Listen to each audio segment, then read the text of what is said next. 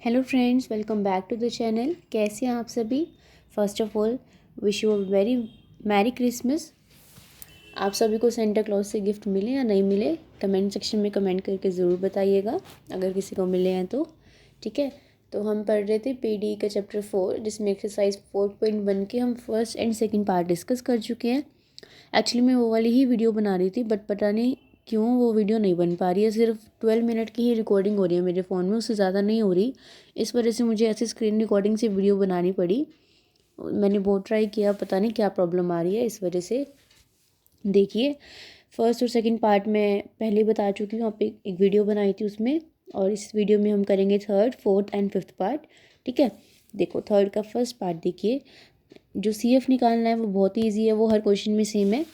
आपको इक्वेशन दे रखी है, आपने ऑक्सिलरी इक्वेशन में कन्वर्ट कर लिया। डी को एम से रिप्लेस कर दिया, m cube minus 4m² plus 4m equals to 0। ठीक है, फिर फैक्टर्स बना दिए इसकी, m² minus 2m plus 4 equals to 0। और यहाँ से आपके पास m की 2 वैल्यूज़ आ गई, और आपने सी एफ क्या निकाल दिया, 5 y plus 2x plus x into 5 and y plus 2x। तो ये तो निकल गया सी एफ निकालना बहुत इजी होता है। अब मेन बात आती है पी आई की। तो पी आई के लिए आपने क्या किया, इसके नीचे आप ले आए इस वाली टर्म को, इसके नीचे ले आए, यहाँ पे आपने लिख दिया। सब में से डी कॉमन आ रहा था तो आपने पूरी इक्वेशन में से डी कॉमन ले लिया। ओके, कॉमन लेने के बाद 1/d को आपने बाहर रख लिया और ये सारी चीज़ को अंदर रख लिया। अब आपको पता है कि हम डी किसको लिखते हैं, हम लिखते हैं डी करली वाई करली एक्स को। तो 1/d का मतलब होता है integration with respect to x.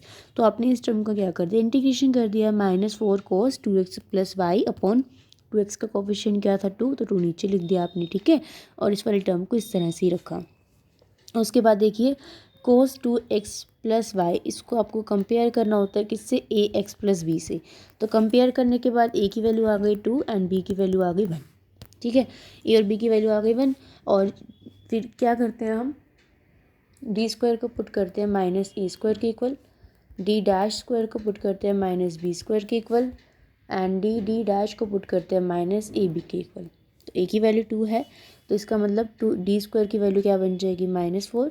D dash square की वैल्यू बन जाएगी -1 एंड डी डैश की वैल्यू बन जाएगी, ए की वैल्यू क्या है 2 और बी की वैल्यू 1, तो 2 इंटू 1 2 और माइनस का 2। तो ये सारी वैल्यूज हमने पुट कर दी। पुट करने के बाद हमारे पास ये आ गया। जब हमने देखा कि ये क्या बन रहा है, डिनोमिनेटर में 0 बन रहा है। डिनोमिनेटर में 0 मतलब कि केस ऑफ फेलियर बन रहा है। तो हम क्या करेंगे, हम इसको इस फॉर्म में लिख सकते हैं। कैसे, देखिए ये कैसे लिखा हमने इसको, देखो आपके पास फैक्टर्स क्या बने थे यहाँ पे, ये वाले फैक्टर्स देखो, इन फैक्टर्स को देखना होता है। ये क्या बने हैं, m-2 बने हैं ना। तो m किसको लिखते हो आप, d को लिखते हो, -2 एज इट इज, इसको 1 मान लो, 2 इंटू 1। 1 किसको लिखते हो, d डैश को लिखते हो ना। तो d माइनस 2d डैश लिख सकती हूँ मैं, और उसका स्क्वायर। ठीक है, तो मैंने इस वाली टर्म को फैक्टर्स कैसे बनाए, इसको इसमें ब्रेक करा। आप जब इसको खोलोगे तो क्या बनेगा, d square plus 2d dash square minus 2d dash square का square plus -2 into d dash into d. ठीक है, और बाहर 2 एक और आएगा। तो जब इसको ओपन करोगे आप तो यही चीज़ बनेगी। ओके, उसके बाद देखिए, उसके बाद क्या करा, इसमें लिखने के बाद देखो फिर से वैल्यू को पुट करा आपने यहाँ पे। अब ये वाला एक बन गया। अब जब हमारे पास ऐसी कंडीशन होती है 1/d minus m d dash और कोस में या साइन में फंक्शन होता है, तो हम ये वाला फॉर्मूला अप्लाई करते हैं। ये वाला फॉर्मूला आपने अप्लाई कर दिया, क्या होता है, एक्स की पावर n अपॉन बी की power n upon n factorial. ठीक है, यहाँ पे n का काम कौन कर रहा है, यहाँ पे n का काम कर रहा है 2 और b का काम कौन कर रहा है 1। कैसे निकाला हमने, हमारे पास क्या होता है, d minus m d dash होता है। ठीक है, बी का काम कैसे कौन वन कर रहा है, देखो बी ये होता है, इसका कोफिशिएंट क्या है 1 और ए क्या है 2। तो यहाँ से अपने वैल्यूज़ निकाल के दोनों को ऐड कर दिए, सॉल्यूशन आ गया। ठीक है, नेक्स्ट देखो, सी एफ तो निकाल लोगे आप। पी आई में क्या करा, पी आई में cos 2x प्लस वाई था, अपॉन में लिया है। ठीक है, और फिर इस वाले टर्म को फिर इसमें लिख दिया, इसका इंटीग्रेशन कर दिया। इंटीग्रेशन कर दिया, यहाँ पे फिर से 0 बन गया, केस ऑफ फेलियर बन गया। तो अपने वाला फॉर्मूला अप्लाई कर दिया। अप्लाई करने के बाद आंसर आ गया। कुछ क्वेश्चंस तो बहुत ही ईजी हैं। इसमें सी एफ तो निकाल लोगे आप, सी एफ निकाल दिया, पी आई में ये पुट करा। अब इसको ए और बी से कंपेयर करा तो ए की वैल्यू क्या आई 2 और बी की वैल्यू क्या आई 1। तो क्या पुट करा आपने, डी की जगह 1 पुट कर दिया, डी डैश की जगह बी पुट कर दिया देखा, फिर केस ऑफ फेलियर आ गया। केस ऑफ फेलियर आ गया, फिर से आपने इस वाली टर्म को ब्रेक करा, किस में, 2 में। कैसे करा, एक फैक्टर था 2m-1, तो क्या बन जाएगा 2d माइनस डी डैश, ये बन जाएगा। और एक फैक्टर था m-2, तो क्या बन जाएगा d माइनस 2d डैश, ये फैक्टर बन जाएंगे। ठीक है, ये फैक्टर बना दिए यहाँ पे। फिर एक का इंटीग्रेशन कर दिया, एक को बाहर रखा, और फिर ये वाला फॉर्मूला अप्लाई कर दिया। फॉर्मूला अप्लाई करने के बाद देखो ये वैल्यू पुट करोगे, आपका आंसर आ जाएगा। ओके, अब नेक्स्ट देखिए फोर्थ पार्ट, ये आर की फॉर्म में है, तो आर एस टी को पहले कन्वर्ट कर लिया, फिर सिंबॉलिक फॉर्म बना ली, फिर ऑक्सिलरी फॉर्म बना ली, फिर सी एफ निकाल दिया। पी आई के लिए आप इसको नीचे लेके आए, ए को 2 पुट किया, बी को 3 पुट किया। तो डी स्क्वायर को क्या पुट करते हैं, माइनस ए स्क्वायर, ये पुट कर दी सारी वैल्यूज़ आपने। तो नीचे अब 0 नहीं बना, नीचे क्या बन रहा है 1। तो क्या आ रहा है सॉल्व करने के बाद, minus sign 2x plus 3y। तो आपके पास कंप्लीट सॉल्यूशन क्या आ जाएगा, दोनों को कर दोगे ऐड, सी एफ और पी आई को। ओके, देखो फिफ्थ क्वेश्चन, डी क्यूब ये दे रखा आपको, आपने फैक्टर्स बनाई, इसको डिवाइड करने के बाद रूट्स बनाने के बाद यहाँ तक आपके पास सी एफ निकल जाएगा।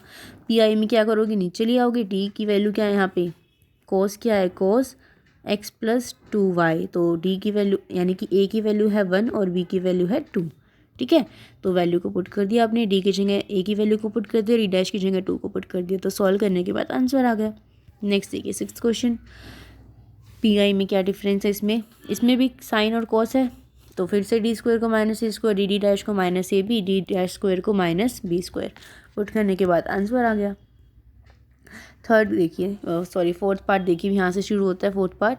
ऑक्सिलरी इक्वेशन निकाल दी, सी एफ निकाल दिया, पी आई के लिए नीचे लिया है, साइन और कॉस में था इसलिए डी को minus a square B square put करने के बाद पी आई की वैल्यू माइनस साइन एक्स आ गई, दोनों को ऐड कर दिया एंड आंसर आ गया। सेकंड में देखो, सेकंड में क्या डिफरेंस है, देखिए यहाँ तक आ गया। अब आपने इसको फॉर्मूला बनाने के लिए मल्टीप्लाई एंड डिवाइड बाई 2 करा, ये स्टेप ध्यान रखना, मल्टीप्लाई एंड डिवाइड बाई 2 कर दिया। तो 1/2 को बाहर रखा और अंदर क्या बन रहा है, कोस ए प्लस बी प्लस कोस ए माइनस बी। ये फॉर्मूला किसका होता है, 2 कोस ए कॉस बी का। तो आपने इसको क्या लिख दिया, 2 कोस ए कॉस बी। ठीक है, फिर ये दो चीज़ें थी तो इनको अलग अलग दोनों को डिवाइड में लिख दिया ऐसे। ठीक है, लिखने के बाद देखो ए की वैल्यू क्या है 2, बी की वैल्यू क्या है 3, डी स्क्वायर को माइनस ए स्क्वायर पुट किया, डी डैश स्क्वायर को माइनस बी स्क्वायर पुट किया और डी डी डैश को माइनस ए बी पुट किया। जब पुट करोगे सॉल्व करोगे यहाँ तक आ जाएगा, 1/10 दोनों में से कॉमन आ रहा है, कॉमन ले दिया, अंदर बचेगा ये, फिर कोस ए प्लस बी प्लस कोस ए माइनस बी क्या बन गया, 2 कोस ए कॉस बी। ठीक है, तो ये आ गया आपका आंसर। नेक्स्ट देखिए, इसमें क्या है, इसमें है सी एफ तो निकल गया, पी आई में देखो, पी आई में ये था तो ना ही तो डी कॉमन आ रहा था यहाँ से, तो आपने इसको फैक्टर्स बनाए। फैक्टर्स कैसे बनाए देख लो, m-2 था, d माइनस 2d डैश बन गया, और एक था m+3, तो क्या बन गया d plus D dash into 3। तो ये क्या बन गया आपके फैक्टर्स। ठीक है, देखिए फैक्टर्स बनाने के बाद आपने इसको फैक्टर्स में यहाँ पे तोड़ दिया, उसके बाद एक को बाहर लेना होता है, आपकी मर्ज़ी, आप कोई भी बाहर ले सकते हो। अपने इस वाले को बाहर ले लिया, अंदर बचा ये, y को क्या पुट करते हैं, y को हम पुट करते हैं c minus m x put करते हैं। तो यहाँ पे m की वैल्यू क्या है देखो, 1/d माइनस 2d डैश है, इसको हम कंपेयर करते हैं 1/d minus m d dash से। तो माइनस m को कंपेयर करेंगे -2 से, तो m की वैल्यू क्या आ गई 2, और y को हम क्या लिखते हैं c माइनस एम एक्स, तो हम इसको क्या लिखेंगे c माइनस 2x। ठीक है, यहाँ पे हमने लिख दिया इसको। अब इसका इंटीग्रेशन करना है किससे, बाय इंटीग्रेशन बाय पार्ट से। तो इस फर्स्ट टर्म का एस रखा, सेकंड वाले का integration minus derivative of first, और जो टर्म यहाँ पे होती है उसका हम क्या लेते हैं, साइन कोस एक्स है ना, इसका डेरिवेटिव क्या होएगा साइन एक्स, इस वाले टर्म का इंटीग्रेशन। ठीक है, तो इंटीग्रेशन बाय पार्ट्स लगा दिया, ये एज इट इज़, इसका इंटीग्रेशन कर दिया, इसका डिफ्रेंशिएशन कर दिया और इसका इंटीग्रेशन कर दिया। उसके बाद दोबारा से c आ गया, अब c को क्या लिख दिया y प्लस एम एक्स, तो क्या बन जाएगा y प्लस 2x लिख दिया। अब इसको फिर से इससे कंपेयर किया, m की वैल्यू ये आ गई, y की वैल्यू ये आ गई, तो y की वैल्यू को फिर से c की फॉर्म में लिख दिया, फिर इंटीग्रेशन बाय पार्ट्स लगा दिए, यहाँ पे देखो लगा दिया, फिर c को y में भी लिख दिया और फिर फाइनली आपका आंसर आ गया। ठीक है, तो जो इस तरह के क्वेश्चन है ना इंटीग्रेशन बाय पार्ट्स वाले जो ये, तो ये थोड़े से इंपॉर्टेंट बन जाते हैं क्वेश्चन, क्योंकि इनमें कैलकुलेशन वर्क थोड़ा सा हो जाता है ना, तो इन क्वेश्चंस को थोड़ा सा ध्यान में रखना प्लीज़। ठीक है, कि इस वाले क्वेश्चन में हमने इस तरह से किया था, ये वाला स्टेप ऐसे किया था, ये वाला ऐसे किया था। ओके, अब देखो फोर्थ पार्ट बिल्कुल सिंपल है। पी आई आपने इसके नीचे लिया है, आप D square D dash D dash square की वैल्यू निकाल दी, पुट कर दी, देखा केस ऑफ फेलियर आ रहा है, जीरो बन रहा है। जीरो बन रहा है तो आपने ये वाला फॉर्मूला अप्लाई कर दिया, एक्स की पावर एन अपॉन बी की पावर एन फैक्टोरियल, तो सॉल्व करती आंसर आ गया, दोनों को ऐड कर दिया।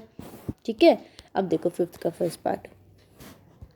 फर्स्ट पार्ट में ये कैसे निकाला, यहाँ तक आ गया, ये इसका होल स्क्वायर बन रहा था, कैसे फैक्टर्स बने हुए हैं आपके m+1, तो क्या लिखोगे आप इसको d प्लस डी डैश, 2 बार है तो स्क्वायर कर दिया आपने, इसका स्क्वायर कर दिया। अब यहाँ से बाइनोमियल बनाने के लिए, इसका कोफिशिएंट 1 बनाने के लिए आपने डी स्क्वायर को कॉमन लिया। हम बाइनोमियल इसलिए अप्लाई करेंगे क्योंकि यहाँ पे हमारे पास क्या है, एक्स स्क्वायर की टर्म है, एक्स वाई की टर्म्स हैं। ठीक है, आपने डी स्क्वायर को कॉमन लिया। अब हमें तो ऊपर वाले का फॉर्मूला पता है कि जब हमारे पास ऐसे हो तो हम इस -2 को ऊपर ले गए।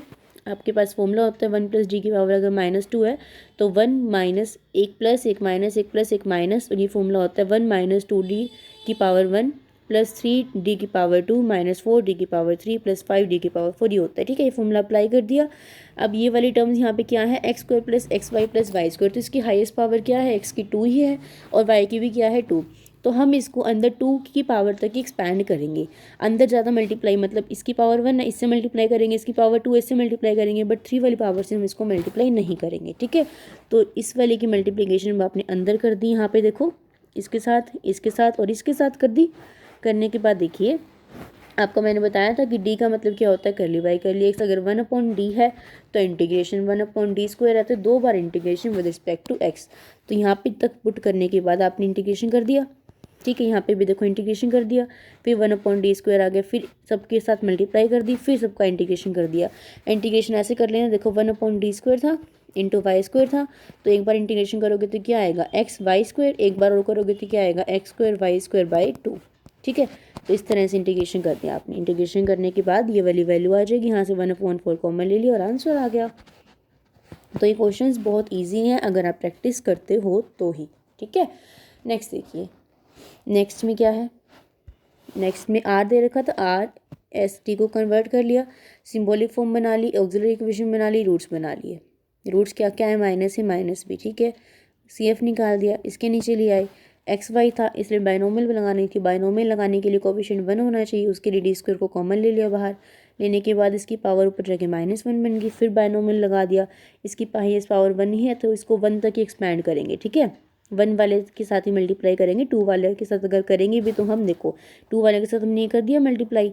अब डी डैश स्क्वायर का मतलब क्या होता है, डिफरेंशिएशन करना विद रिस्पेक्ट टू वाई, तो इसका जब करोगे तो 0 बन जाएगा, एक बार करोगे फिर 2 बार करोगे तो 0 बन जाएगा ना, तो इसलिए ख़त्म हो जाती है टर्म्स, इसलिए हम 1 तक ही लेंगे। यहाँ तक ले लिया आपने, फिर ये टर्म आ गई, फिर क्या करा है, डी डैश अपॉन डी था, एक्स वाई था, तो 1/d ऐसे रखा, डी डैश मतलब derivative with respect to y क्या आ जाएगा, एक्स आ जाएगा। ठीक है, उसके बाद क्या कर रहा है, उसके बाद आपने इसका क्या कर दिया, integration with respect to x, फिर अंदर मल्टीप्लाई कर दी, फिर एक्स वाई का इंटीग्रेशन कर दिया विद रिस्पेक्ट टू वाई, तो इंटीग्रेशन करने के बाद आंसर आ जाएगा। ठीक है, अब देखिए थर्ड में भी पी आई कैसे निकाल रखा, ये था 2d स्क्वायर कॉमन ले लिया, फिर इसकी पावर ऊपर जाके -1 बन गई, बाइनोमियल लगा दी, इसकी पावर हाईएस्ट 1 ही है तो इसको 1 तक एक्सपैंड किया, 1/d स्क्वायर बाहर था, अंदर ये टर्म एज इट इज़ थी। फिर यहाँ पे देखिए इसके अंदर लेके गए आप, यहाँ पे 1/2d स्क्वायर आ गया, इसका इंटीग्रेशन करा विद रिस्पेक्ट टू एक्स 2 बार, तो देखो 24x स्क्वायर बाई 2 बनेगा, फिर क्यूब बाई 3 बनेगा, तो इस तरह से लिख दिया। इसी तरह से यहाँ पे पहले एक बार करा फिर 2 बार करा, दोनों को ऐड करके आपका आंसर ये आ जाएगा। ये इंटीग्रेशन किया हुआ है सिर्फ, और कुछ भी नहीं किया, कोई मुश्किल नहीं है इन क्वेश्चन में। जब अपने हाथ से करोगे ना कॉपी पेन पे, तो आपको समझ में आ जाएगा कैसे कर रखा है कैसे नहीं। ठीक है, देखो फोर्थ में भी इसका बाइनोमियल बना दिया, डी क्यूब ले लिया, ऊपर जाके पावर -1 बन गई। ठीक है, -1 बन गई, फॉर्मूला लगा दिया, ये देखो फॉर्मूला लगा दिया, फिर 1/d का मतलब जो था इंटीग्रेशन कर दिया, देखो 3 बार इंटीग्रेशन कर दिया और आंसर आ गया। अभी इंटीग्रेशन तो आपको आता ही है कि अगर 6x की पावर 3 है तो इसका इंटीग्रेशन पहले 6x की पावर बाय 4 हो जाएगा, अगर एक बार और करना है तो पावर 5 बन जाएगी, इंटू में 5 आ जाएगा, फिर एक बार और करना है तो 6 बन जाएगी, इंटू में 6 आ जाएगा, 6 से 6 कट जाएगा। तो इस तरह से ही कर रखा है, ये अपने हाथ से सॉल्व करना।